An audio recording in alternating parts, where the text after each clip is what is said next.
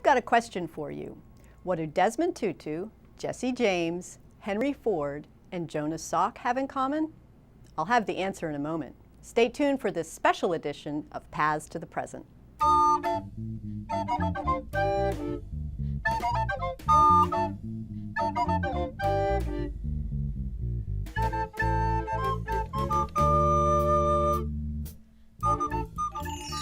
Hi, I'm Barbara Grunbaum, producer of Paths to the Present, standing in today for Gail Street.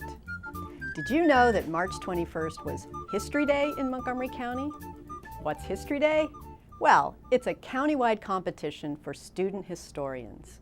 Middle and high schoolers are recommended by their schools to attend, hoping that their projects will win at the county level.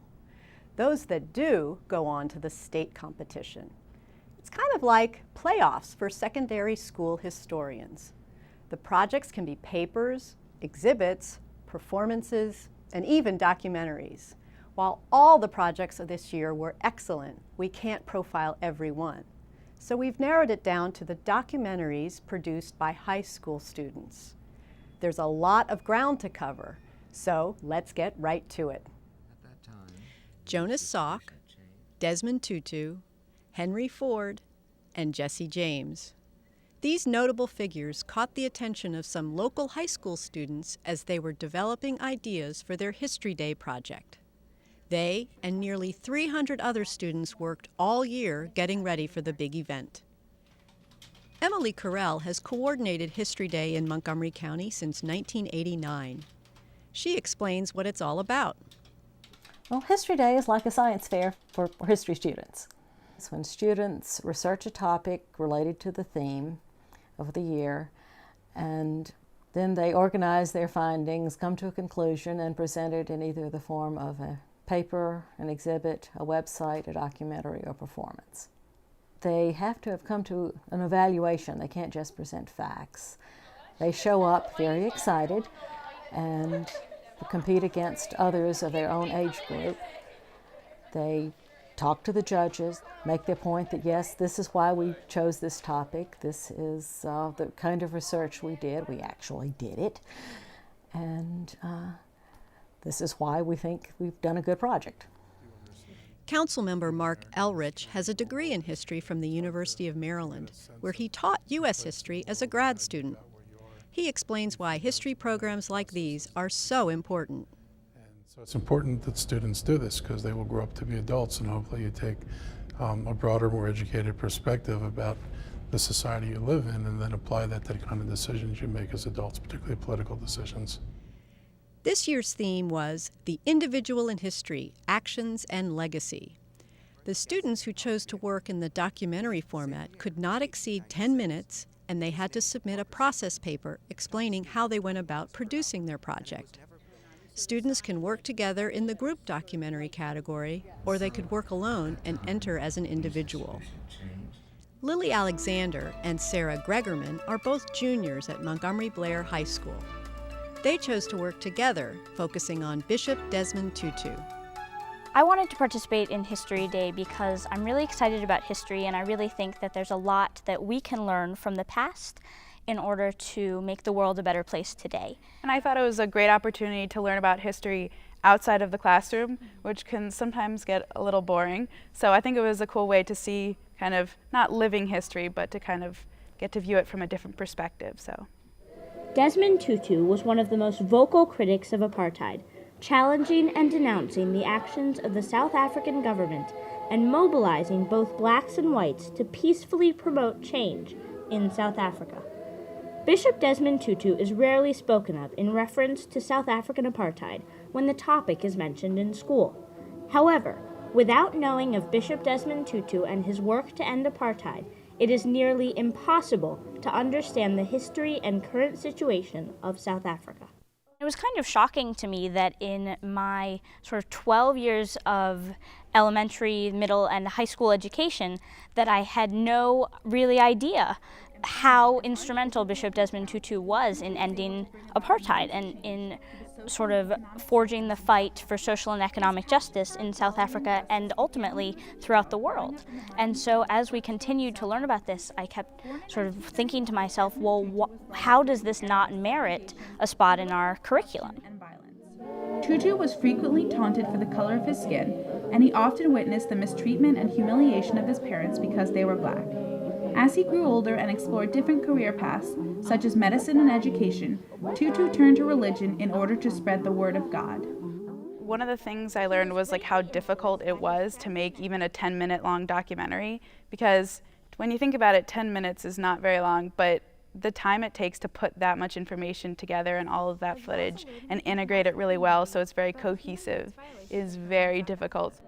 In addition, Tutu helped pave the way for a more peaceful transition between the apartheid system and a democratic society through negotiations and as leader of the Truth and Reconciliation Commission. Although South Africa is still a nation in turmoil, the end of apartheid brought new hope and opportunities for the country. Apartheid could not have ended without the work and commitment of Bishop Desmond Tutu. Sasha Tico and Devin Murtha are sophomores at Walter Johnson High School. Their project examined the outlaw Jesse James. They explain why their subject fits the National History Day theme. So we picked a figure that we thought was really interesting and complex and left behind a really distinct legacy, which he did, and he wasn't a traditional hero. People have this idea of him that he's like this Robin Hood type character. He's kind of like a hero, a common man. So we thought it would be interesting to explore the idea that Jesse James has almost a false legacy. He robbed from the railroads, which were hated in the South as railroad executives seized land from Southerners, often unjustly. It was believed that his stolen wealth was redistributed to the poor, and he was seen as a humanitarian. Jesse's adventures, which included a series of robberies, murders, and dramatic escapes, were published throughout the country, making him a glorified celebrity to many bitter ex-Confederates. To them, he represented Southern anti-Union sentiments and the valor of the South. He wasn't, the Robin Hood character. He was pretty selfish and greedy. He kept most of his, the money that he stole, and he didn't give it to the poor like most people thought. And he was actually trying to, I think, at the beginning he was trying to further the Civil War kind of in the Southern cause, but then it kind of just became for himself, and so he wasn't really the hero that people think he is. Jesse James had serious psychological problems and was heavily addicted to morphine. Many of his associates revealed that he had psychopathic tendencies, probably a result of his troubled childhood. His dysfunctional family life, the abuse by Union soldiers as a boy, and the gruesome images he witnessed during his time as a guerrilla fighter left him seriously disturbed. I'd never done a documentary before, and I think it's a really interesting medium of art. And I think you can do a lot with it, and I think people get to really see what you see because it's visual and they get to hear it, and it really gives us a chance to explain what we thought to people, and I thought the most effective way. Yes, he was a callous man, a murderer, and a thief, but he was also deeply disturbed, scarred by a childhood rooted in controversy and death. A religious man, he believed he was fighting to prolong a fading rebel cause against the establishment. Despite a history shrouded by debate, Jesse James, the man and the myth, remains an icon of rebellion in American history. Robin Banerjee also attends Walter Johnson High School, where he is a sophomore. He chose Henry Ford as his subject. Well, I knew a bit about Henry Ford to begin with, that he did the assembly line and the Model T and all of that. He made the cars accessible to everyone. He did a lot of mechanical work with the four-step engine. And he also did a lot of social work programs. He instituted the $5 a day program, and which didn't quite last through the Depression, but it was a novel idea at the time, and nowadays we still have a minimum wage. So Henry Ford was someone who really made the United States what it is today because he did so many things. Henry Ford was an inveterate tinkerer. Even in his youth, he couldn't stay away from the mechanical industry for long. By the age of 16, he was employed building streetcars for the Michigan Car Company Works. In 1888, though he was married to Clara Bryant and settled on his father's farm, the 25-year-old Ford had no interest in growing crops, much to the consternation of his family. 3 years later, he moved to Detroit to accept an engineering job at Thomas Edison's Illuminating Company and quickly gained a prominent position in the company. I started with a lot of research, of course. The script, I felt, was the most important thing to begin with. But after that, I saw that there was so much more.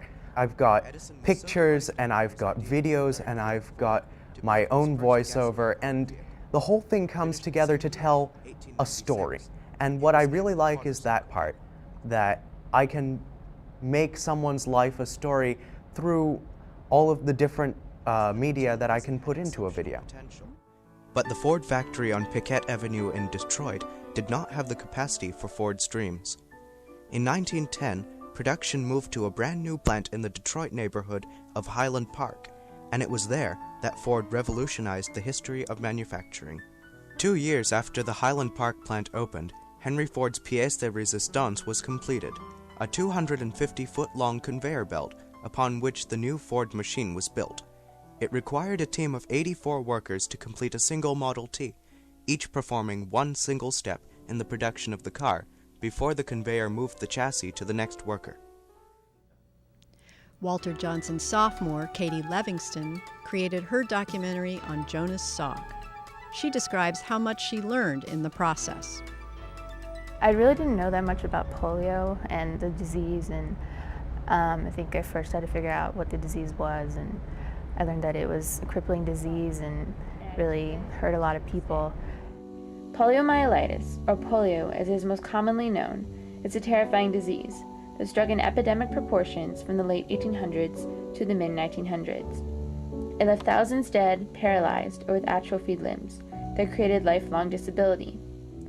And then once I knew the magnitude of the disease, I learned about Salk himself, and then I learned about the vaccine, the making of it, and how there had to be a lot of trials, and how there were obstacles, but still they overcame them, and just the whole story.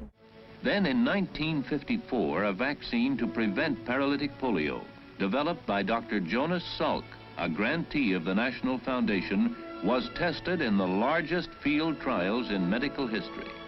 Finally, April 12, 1955, Salk vaccine safe, effective. The next challenge, commercial production of the polio vaccine in quantity. I am glad I participated in National Today because it was just a process that I really learned a lot from. I learned that someone can really affect the world, and Jonas Salk really did that. His vaccine showed people that if you work hard enough and that if you do enough research, you can really have an impact, and it can really have a lasting effect. And in 1955, over 10 million children received one or more injections of Salk vaccine, including this boy, the president's own grandson, David Eisenhower. In April 1955, Dr. Salk received the U.S. Medal of Merit from President Eisenhower. Jonas Salk said, "To a scientist, fame is neither an end nor even a means to an end. The reward of a thing well done is the opportunity to do more." 32 students competed at the state level this year. While unfortunately none of our senior documentarians won at that level, a few of the others did. We're listing their names on the screen. All of us at Paths to the Present congratulate these talented and hard-working students. They definitely deserve a round of applause.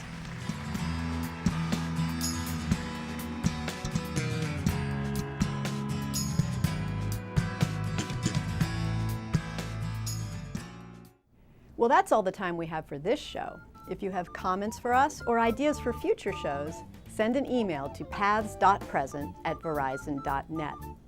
Be sure and tune in again next time as Paths to the Present takes you on a walking tour of historic Garrett Park.